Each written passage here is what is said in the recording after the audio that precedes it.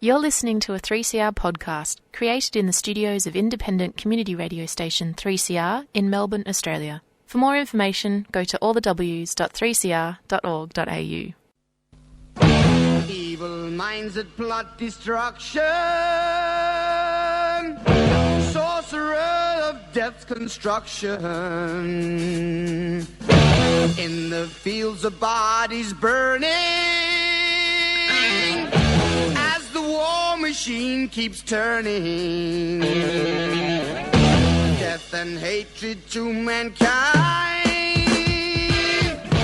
poisoning their brainwashed minds. Welcome to the Anarchist World This Week, broadcast across Australia on the National Community Radio Satellite. Listen to the Anarchist World This Week, Australia's sacred cow slaughterhouse. Listen to analysis of local, national, international events. Listen to analysis you'll never hear anywhere else.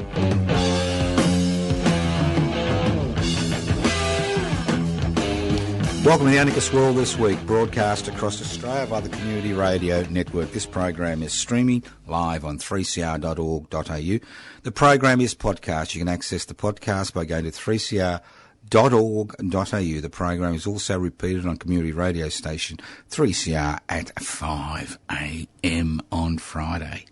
I'll be asleep, but you may be awake. You may have trouble sleeping. Who knows?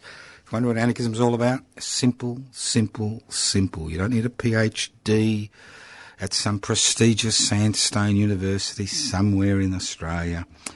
Simple, anarchos without rulers. What gives rulers the ability to determine the lives of billions of people? Inequalities in power and wealth. So what is the anarchist struggle based around? The anarchist struggle is based around sharing wealth and devolving and sharing power. If we overcome these inequalities, then we have the possibility of creating a society which is based on the satisfaction of real, not manufactured human needs. All right, let's move on. Now, what interests me, and it should interest you, but it may not, with all this talk about inflation and housing prices and all this stuff, it's about the cake. It's about how the cake is sliced. Now, I'm sure you've all been to a birthday party and you've had, a nice sumptuous cake or a cheap $3 cake from some, mega corporation. And usually when you go to a birthday party, the cake is sliced relatively evenly because there's lots of people and you want to make sure everybody gets a piece of the cake. That's unless you haven't got any friends and then you eat all the cake yourself. But seriously, it's about how the cake is sliced. And, economics is not a science. It is not a science. It's a simple concept regarding how to create the cake, what ingredients to put in the cake, and how to share the cake. And currently, we are in a similar position. We have about 25.5 million people living on a continent, which isn't much. When you think the population of the world is nearing 8 billion, and little places, say like Bangladesh, which I like to make comparisons with, which is about two-thirds the size of Victoria, has got a population of almost 200 million, 1 million of them refugees from Myanmar.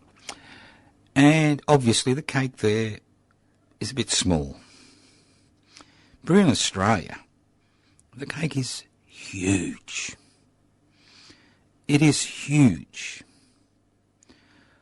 Not just in terms of size, but in terms of the ingredients. We have a relatively well-educated population.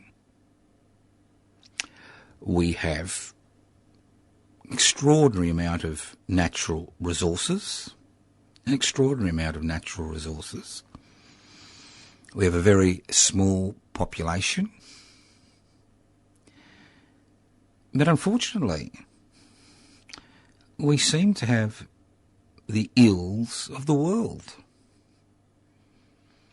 And this is what I find extraordinary about living in the land of milk and honey.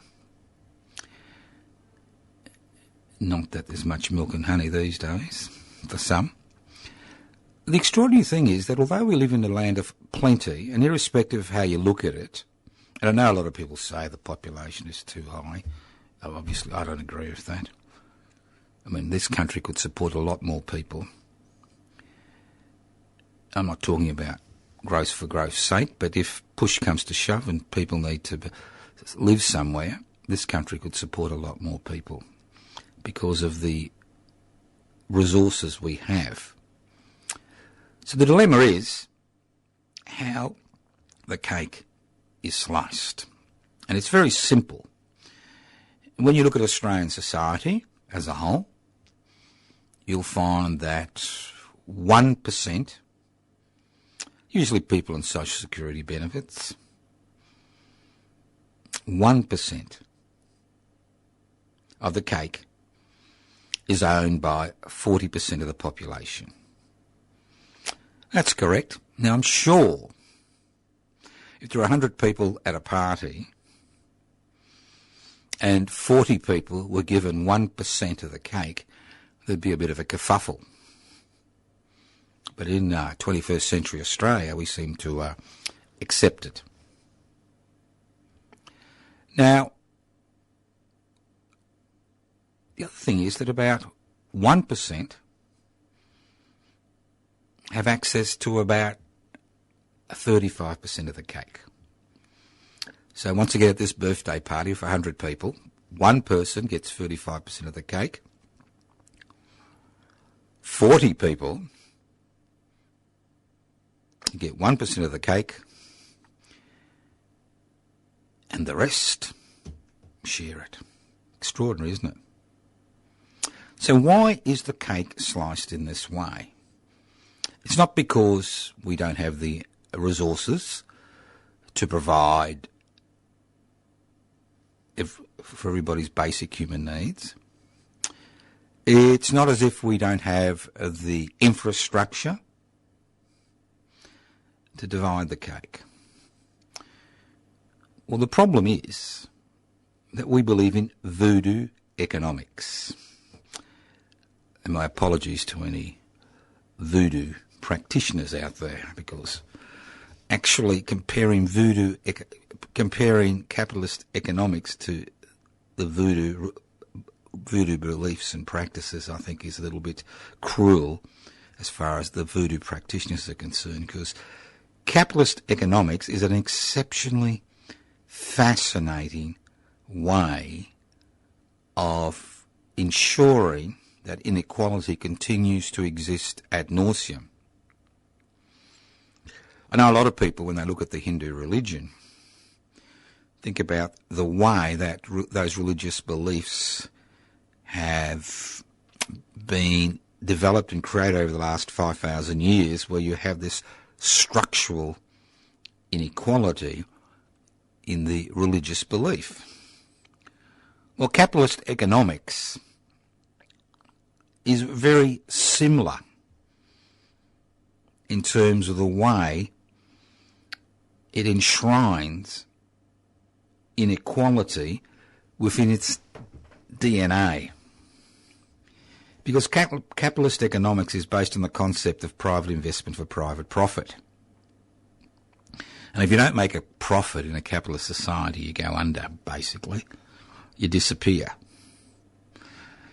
And when we talk about things like inflation, inequality, access to resources, the fact is that it's all based on this concept of private investment for private profit. Now, I know there's a lot of people very concerned about the climate emergency, and I understand why they're concerned, and we should be concerned. But it's interesting how capitalism, the private investment for private profit model, has now become the central feature of addressing the climate emergency. And then when you see a lot of social and movements that have burgeoned over the last few decades in this country, ultimately it's all about the dollar, the pink dollar. the green dollar, the purple dollar, and the list goes on and on. So that is our fundamental problem in this society, that if we want to tackle the issues which continue to plague us as a nation and as a people, although we have the resources and the expertise and the intelligence and the education to address these problems while we continue to believe in capitalist economics, private investment for private profit, we will continue to see an escalation of the problems. For example, let's look at inflation, which is the word of the day, the big word. The Reserve Bank will be jacking up interest rates to control inflation. So let's look at inflation. Now, inflation occurs when too many people are chasing an increasingly scarce commodity. It's a little bit like being at an auction, where you've got a lot of people at the auction and the price of the house escalates beyond its real value as people battle, to win the auction. But with inflation, in order to dampen down inflation in the capitalist economic model, what you need to do is increase interest rates. By increasing interest rates, you decrease demand, you decrease inflation. Well, that's the theory, but the fact is, it doesn't work that way. Because when you have blockages in the system in terms of accessing products, which we have now because of the COVID-19 pandemic and the shenanigans, the Russian shenanigans in the Ukraine to some degree, what we see is products decrease. Therefore, there's increased competition in the capitalist economy and prices go up. At the same time, we now live in a society where everybody lives beyond their means. That's right. And we live beyond our means because we are able to buy money. So when you take out a loan or when you do afterpay, before pay, whatever it's called these days, you are artificially putting yourself in a position where you can buy goods and services with borrowed money, which you're paying for. So obviously you're paying a premium for those goods and services. So while access to money is relatively easy, but paying it back is a little bit harder, that increases inflationary pressures. So obviously, in a capitalist economics, inflation is part and parcel of the cycle. Now, the reason we find ourselves in this exceptionally difficult position today is very simple, because most Australians, and I'll talk about Australia currently, most Australians have now been incorporated into the private investment for private profit model. Whether we're wage slaves, whether we're on social security benefits, whether we're investors, or that 1% that own the means of production, distribution, exchange and communication, almost every human interaction in the country is based on an exchange of money, whether it's virtual money, real money, credit cards, afterpay, before pay, even the most basic necessity like access to water, you pay for. Access to food, you pay for. So when inflation goes up, the people who suffer the most are those with the least, as we saw during the COVID-19 pandemic. It was those at least that paid the biggest price. So if we continue to worship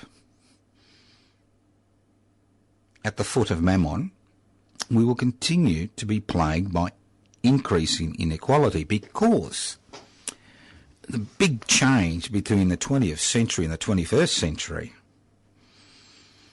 is that while in the 20th century people were struggling to force the state to change from an instrument of oppression to an instrument which at least attempted to look after the basic needs of its population, all that suffering and blood that was spilt during those struggles during the 20th century has now been reversed.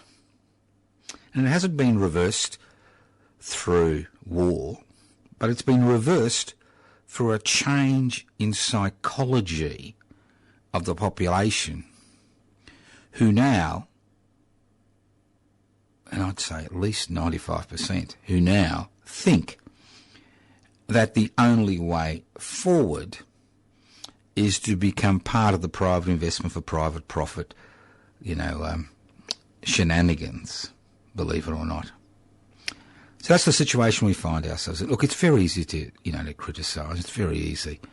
And what we found during the 21st century and the latter part of the 20th century is as the ideology changed, we saw that deregulation, that's removing rules and laws which protect people and workers from being exploited, were removed and continue to be removed. As privatisation reached extraordinary levels, and we continue to see the extraordinary levels privatisation has reached, especially in the state of Victoria, where almost everything has now been privatised under the Andrews-led Australian Labor Party. Not that the opposition would be any different. So what we've seen is public assets, which in many cases were profitable, which provided basic human services and basic human needs for the population, have now gone to the private hands. And we've all seen the results of 40 years of privatisation. The energy issues we have, the health issues, construction issues, and the issues goes on and on, the housing issues. You can all put at the foot, many of it, of the privatisation bandwagon, which has become part and parcel.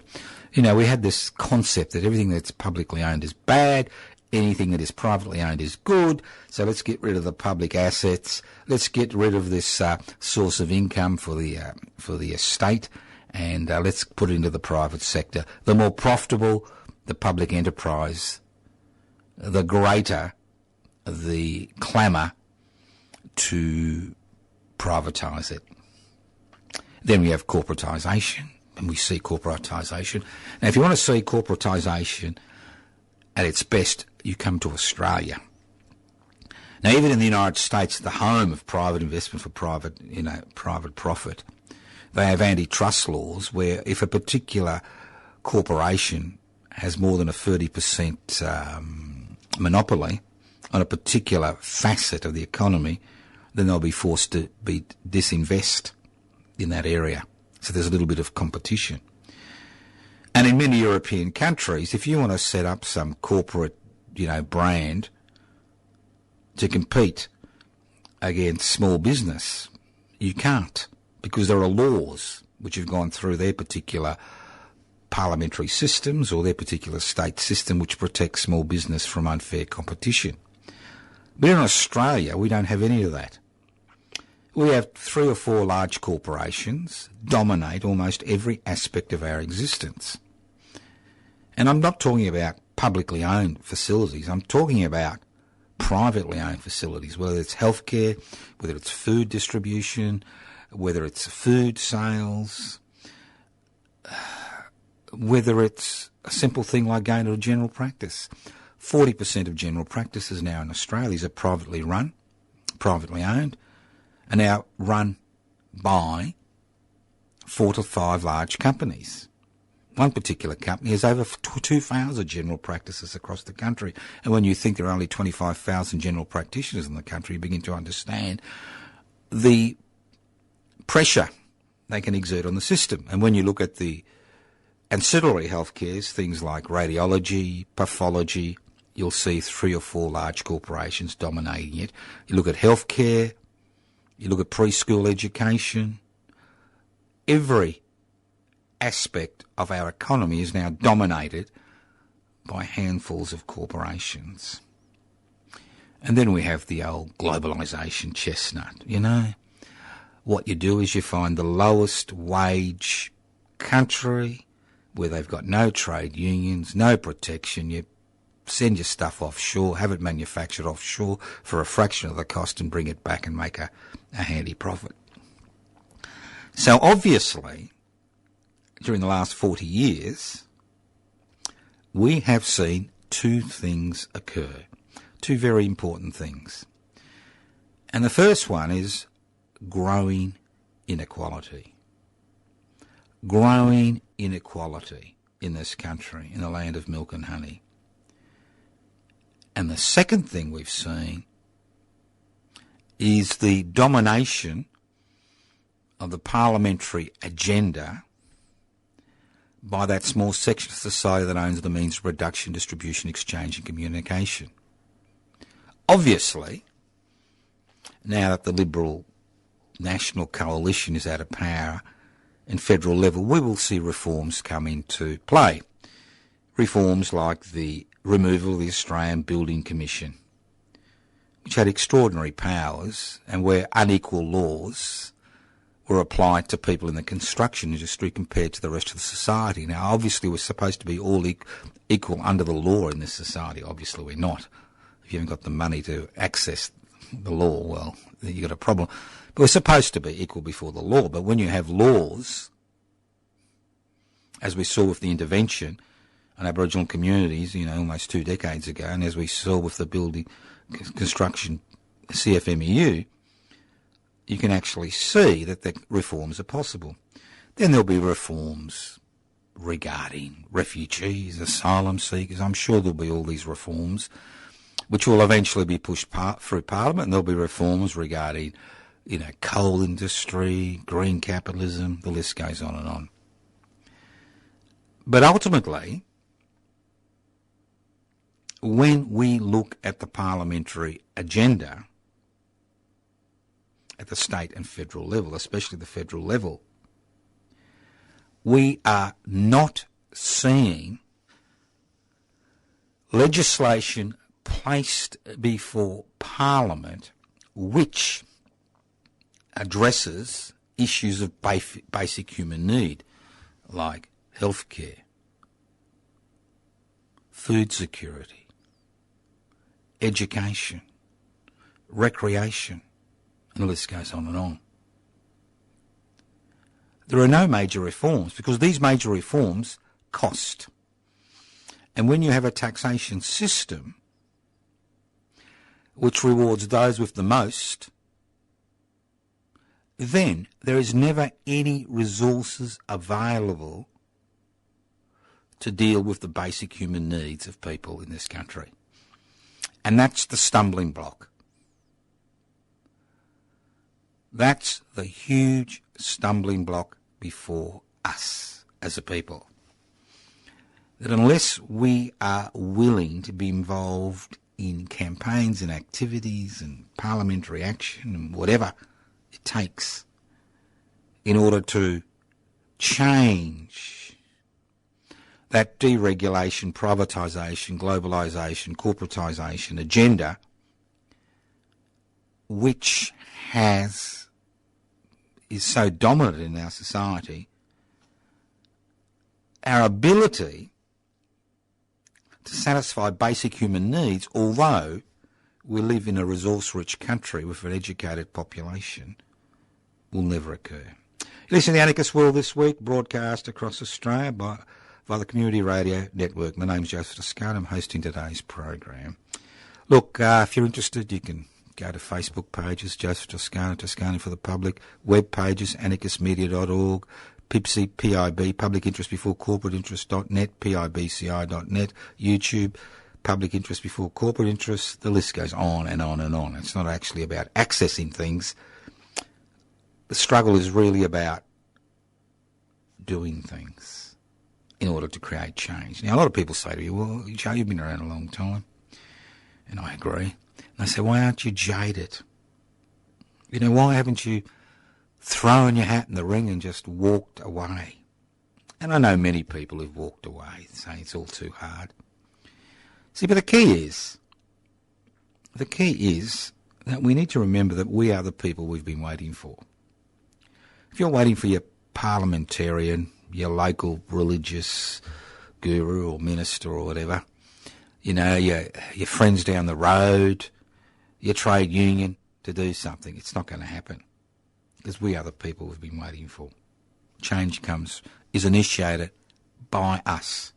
In the last 55 years I've been an activist, what I've noticed is all change has come from ideas which have been planted, which have grown, which have created extraordinary pressure on the private investment for private profit model. And that's where the change comes. And that pressure is now insignificant, if non-existent. So, think about it. Let's move on. Now, we currently have a health fiasco, or health issues around the country. And this is not just a COVID-19 induced health crisis, although the COVID-19 pandemic has actually highlighted the deficiencies in the public health sector. Now, it doesn't matter whether you've got private health insurance or not. The fact is that if you really get really, really sick, you end up in the public sector. Because the private health sector is about cherry-picking the easy cases, the elective surgery, the easy cases, because they're there to make a buck. Irrespective of whether they're for profit or not for profit, they're there to make a buck. That's what the private health sector is about. And if you are really sick, you will find yourself in the public health sector. Now, currently the public health sector has been overwhelmed. Not just because of the COVID-19 pandemic, but because of an ageing population with multiple health issues. And many of these health issues are related to lifestyle, and the key is not choices, but lifestyle situations we find ourselves in because of the type of society we have, where you've got gambling, you've got drugs, legal and illegal, you've got increasing rates of despair and alienation and anxiety because of the insecure type of society we find ourselves in, where we have the health system being forced to deal with the consequences of the structures that are currently in place. For example, as far as the fast food industry is concerned, which again is dominated by a number of large corporations and their little people who peddle away on the behalf of some platform which takes most of the money, both from the providers and the peddlers. So we've got this health fiasco, which to a significant degree has been created by the type of society we have created. Now, obviously, we need to address this today. Obviously, we can't have these major changes occurring overnight in terms of people's lifestyle situations. So we need more resources pumped into the public health sector. But we don't see resources pumped into the health sector for one very simple reason: because of how the cake is sliced. I mean, the biggest thing we're creating currently in this country is millionaires and billionaires. So at the end of the day, because of this country's taxation systems, because of the fact that the 1% that own the means of production, distribution, exchange and communication, and the 8% that are investors in this country dominate the legislative agenda as far as the private investment for private profit model is concerned, we can't get rid of even simple things like franking credits, where people who own shares get money from the government for owning shares, and negative gearing, where people who own more than one property actually get a tax deduction for owning more than one property. And the list goes on and on and on and on, and all the corporate welfare. So while that continues, obviously there's no money for health. Obviously state governments and the federal government, which are both responsible for the health system, continue to pedal backwards. And obviously people involved in the health sector have had enough and walk away because there's just so much you can take. I mean, I've been involved in the health sector in the public and private level now for 47 years? 47 years. And all I've seen is a growth in bureaucracy.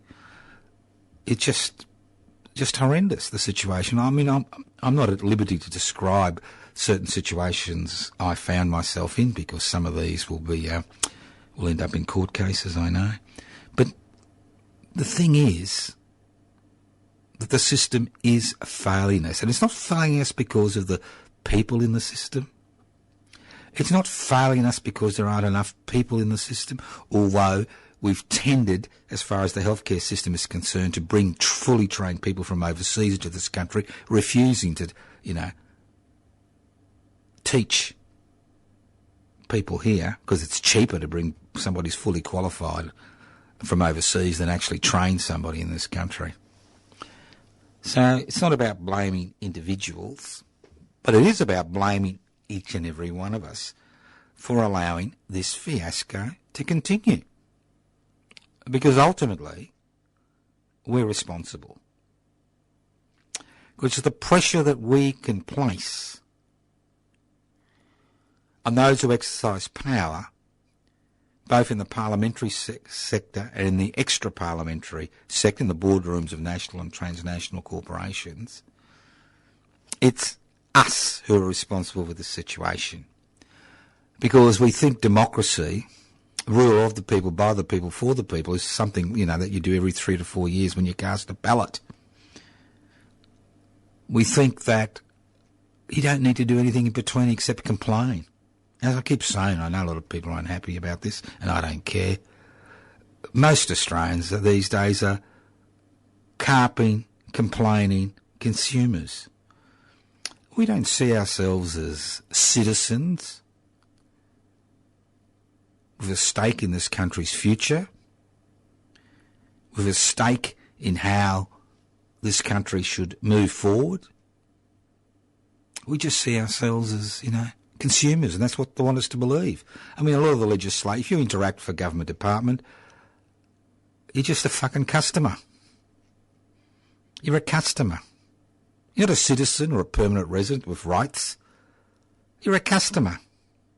Extraordinary. Just an extraordinary situation we find ourselves in.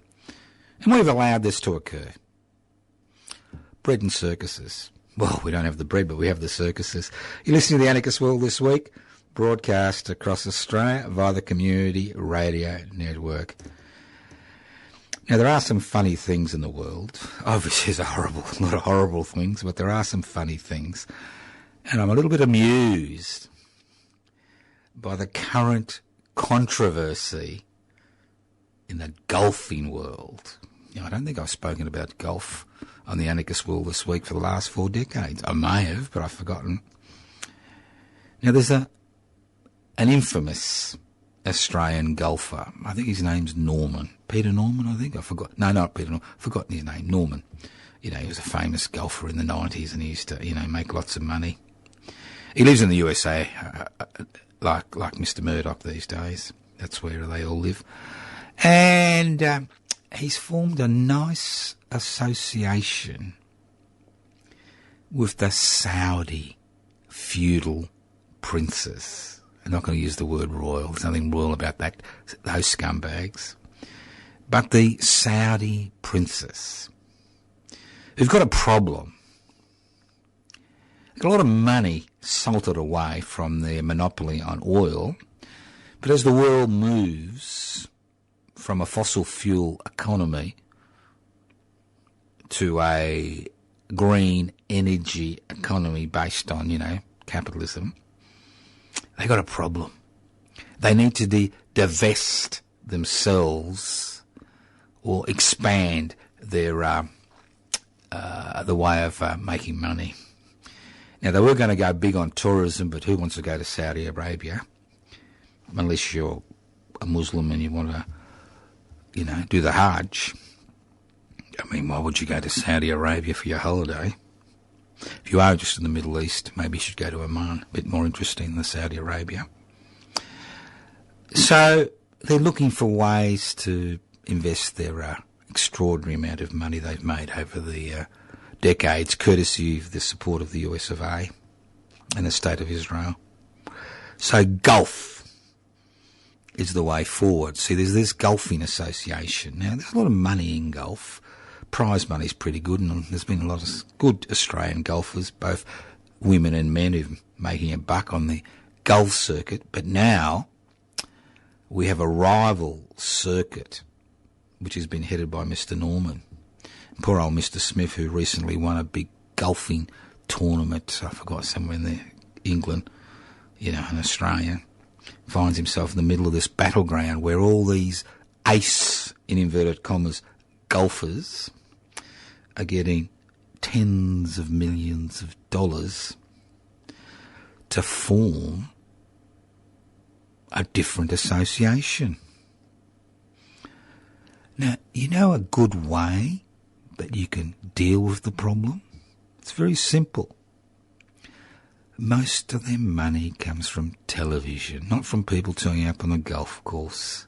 Whether it's pay TV or free-to-air TV, that's where the money in sport is. Advertising, whether it's AFL, whether it's rugby league, whether it's basketball, it's eyeballs on the sport. Well, I've never found golf interesting or attractive, but I'm sure there are people out there who find it fascinating. Why don't you stop watching the garbage? Just stop watching it. And sooner or later, I'll get the hint.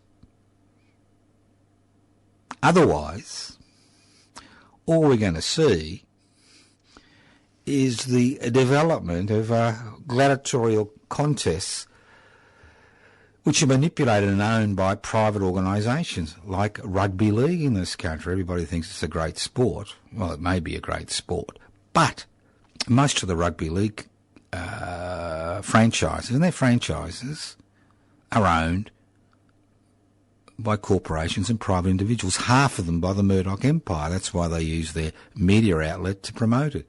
At least in the AFL, I think of the 19 clubs, only one, that's North Melbourne, is privately owned, and it finds itself almost at the bottom of the pecking order this year. So, clubs should be owned by their members, not by private organisations and corporations, but almost every aspect of sport in this country is now corporatised. Basketball, soccer, rugby league. The list goes on and on. So, funny little battle in the golfing world. Let's hope the feudal princes lose a few $100 million, especially if they're actually able to set up a rival league. And if they do set up a rival league, if you've got any principles, the Saudi feudal princes, you've almost used the royal word, make the Taliban look like kindergarten players in terms of what they do in that country. Recently they publicly executed, I think, 92 people, most of them political dissidents, and the list goes on and on. The Myanmar dictatorship executes 4 protesters and the world is up in arms. The Saudi feudal princes execute over 90 people in one day, chop their heads off in public squares, and the President of the United States rewards them with a visit. That's the way it goes. So if they do get a rival league off the ground, I encourage you to turn off the television set, turn off your video, turn off the social media. That's what gives them oxygen. You listen to The Anarchist World this week, broadcast across Australia via the Community Radio Network. Just like to remind you that the West Papuan struggle continues. There are 220,000 Indonesian troops in West Papua. That is 1 Indonesian troop for every adult West Papuan male in the country. Think about it. How would you feel if you were living in Australia and there were, let's say 10 million Japanese troops here? Or Indonesian troops? You wouldn't feel very nice or safe, would you? So the West Papuan struggle continues. The West Papuan office continues to operate in Docklands. This is its 8th year. As convener of the West Papuan Wren Collective, I keep asking people to join the Wren Collective to keep the West Papuan struggle continuing.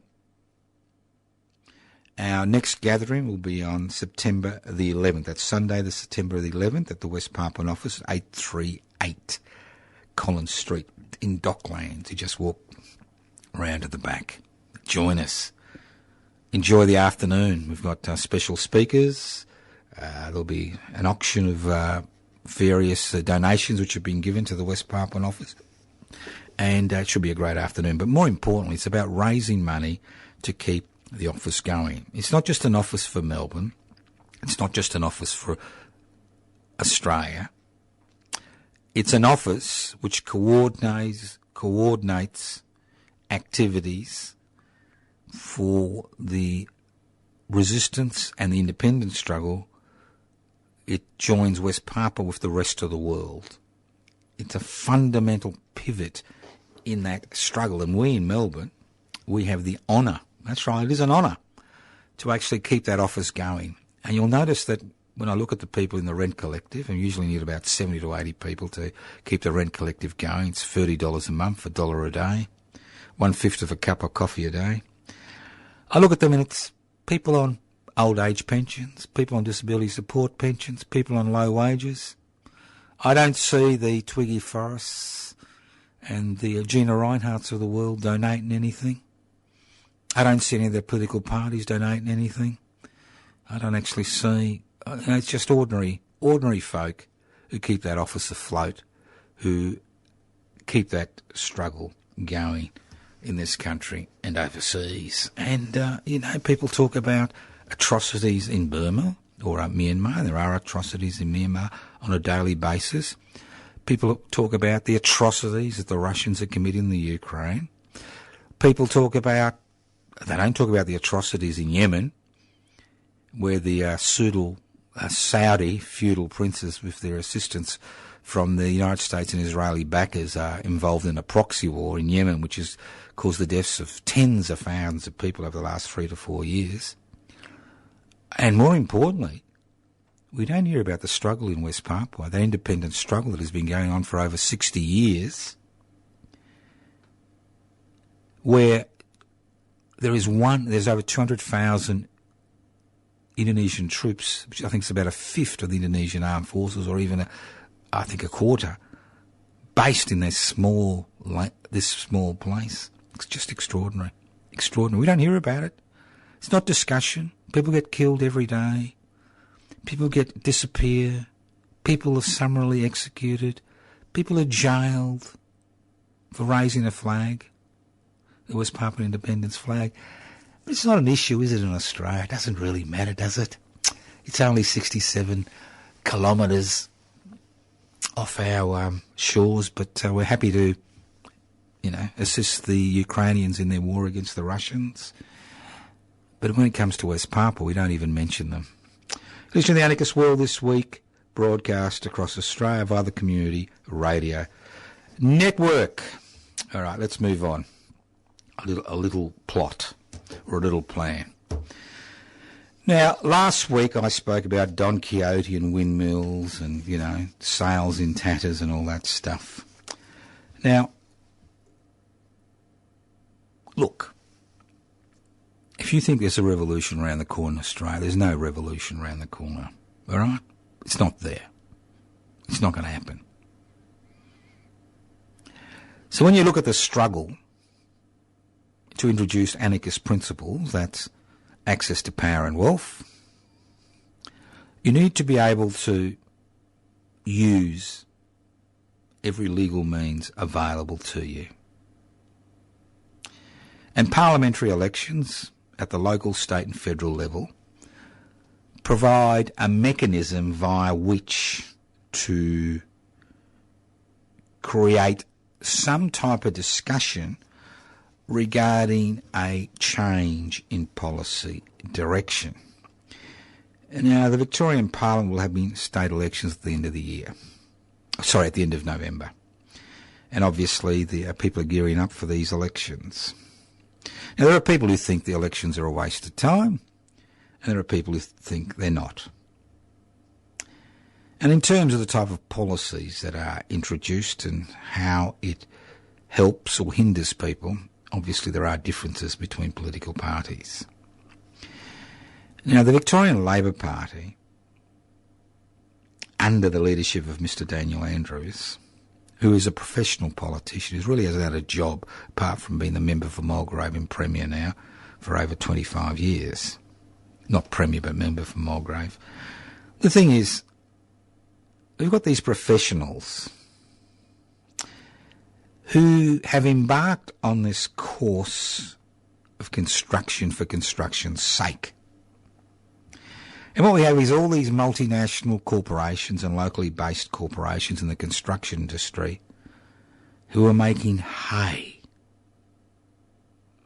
And if you look at many of the so-called developments, and obviously if you travel anywhere in Victoria, especially Melbourne, you'll be confronted with construction. You'll find it's what I call gold-plated construction. What that means is that resources have been poured in construction projects which maximise profits of the corporate people who, the corporations which own these particular companies who've landed these beautiful public contracts. Now, we're told it's all about employment, but obviously it's not totally about employment. Ultimately, it's about profitability. At the same time, we have seen the government at the state level, and state governments do have power, and if you don't think they have power, just look at what happened during the height of the COVID-19 pandemic when there was no vaccination available, the type of powers that they were able to exercise legally, constitutionally. We seem to have forgotten about basic human needs. Things like food security. When you're stepping over homeless people in the city and you see all these private charities which have been set up to provide food security for Victorians, and the fact that, 1 in 10 Victorians goes to bed hungry, you think to yourself, where am I living? Where are the policies regarding food security? Then we look at the housing sector, the escalating prices in the housing sector, because there's no competition between the public and private sector. You think to yourself, where is the push for public housing? For years we've been involved in protests, and other people have been involved in protests in public housing. We just shut it aside. At the last state election, we put enough pressure to force the Andrews-led government to promise to build about 1,000 public housing. Never did. It all goes to the private sector, to the community, social, affordable housing sector, which are privately owned. I'm sure there's nice people in those organisations. Privately owned, private profit, same thing. Public health, we spoke about that before. Public health is a state and a federal responsibility. If you ring up 000 in an emergency, and obviously most people ring up 000, it's not a life emergency, but sometimes it is, maybe 1 in 10 calls, and you've got to wait a minute and a half to be connected to somebody answering the phone. It's an issue, isn't it? Or if you've got ambulances stuck outside public hospitals for hours and hours and hours because there's no beds in the accident emergency department, it's an issue. Then you've got things like education. Now, obviously, which fees at around, $40,000 a year. Well, I think it's a term in some of these private schools. there never seems to be any money or resources for public education. And you've got the concept of recreation. You know, everybody deserves a holiday. But do people get a holiday in this country? Well, many never do and never will. So what's the Toscane for Mulgrave campaign? Now, we were hoping to have public interest before corporate interest registered as a state-based political party in Victoria, but unfortunately we've run out of time. We haven't got the numbers. So the idea of this campaign is to raise policies, important policies regarding food security, public housing, public health, public education and recreation. So what do we suggest? And these are policies. Food security. Every adult on a social security benefit in Victoria, and that's over 33% of people in Victoria, receives a $150 food voucher per month. And each dependent child receives a $75 food voucher per month. But it's to be spent not in the corporate sector, but to be spent in state-registered micro and small food businesses, restaurants, takeaway, bakeries, butchers, grocery stores. Cut out the corporations out of it. This is a policy which assists people with food security and assists the small business sector. Public housing should become a priority in Victoria. $8 billion will be raised in sales tax on housing. Half of that at least should be used for public housing every year. You could house 100,000 Victorians in public housing every year. Within a decade, you could house 20% of the population in public housing. And public housing shouldn't just be for people in dire emergencies. It should be available to anybody who cannot raise the cash to enter the private housing market. And if you increase the public housing sector, is competition with the private housing sector, rents decrease, prices decrease the lower end of the market, security increases for everybody, so it's a win-win situation. Now, I could go on and on and on, but I'm not. I will next week. So, what are we going to do? Now, if we're going to do a proper campaign in the electorate of Mulgrave, which is Mr Daniel Andrews' campaign, a campaign which is based on policy, not about rumours and innuendos and conspiracy theories and all that garbage, but a real campaign. We need financial support. We need people to nominate us from the electorate of Mulgrave. And we need people to be involved in a 3-month campaign, September, October, November. Now, whether we go ahead with this campaign or not ultimately depends on you. And in the month of August, on Tuesday, the 2nd, the 9th and 16th of August from 7 p.m. to 8 p.m, we'll be having meetings outside the Springvale Railway Station, which is in the electorate of Mulgrave. And on Wednesday, the 3rd, the 10th and 17th of August, midday to 2 p.m, we'll be having these meetings. So, if you go to the website, if you go to the Facebook page, Joseph Toscane, for the public, all that material will be there. So, join us next Tuesday, if you live in Melbourne, 7 p.m. to 8 p.m, Springvale Railway Station, south side. And if you can't make the 2nd, 3rd of August, midday to 2 p.m. So hopefully we'll be able to get the enthusiasm and financial resources and the people to conduct a campaign in the electorate of Mulgrave. If there's no interest, there will be no campaign. It's very simple. We'll just let the state election roll on as it normally does, and we'll see the usual dunderheads battle each other to represent the people of Victoria. Thank you for listening to The Anarchist World this week, broadcast across Australia by the Community Radio Network. This program has been streaming live on 3cr.org.au. The program is podcast. You can access the podcast by going to 3cr.org.au. You can leave messages if you wish to join the campaign. 0439 395 489 0439 395 489. You can email us at info@pipsy.net or info@anarchistage@yahoo.com. you can write to us, Post Office Box 20, Parkville 3052. And you can go to the YouTube channel, Public Interest Before Corporate Interest. So there's a lot of things you can do. You can always join PIPSI online. Listen to The Anarchist World this week, next week, on your local community radio station. Sorcerer of death's construction. An analysis you'll never hear anywhere else. Anarchist World this week.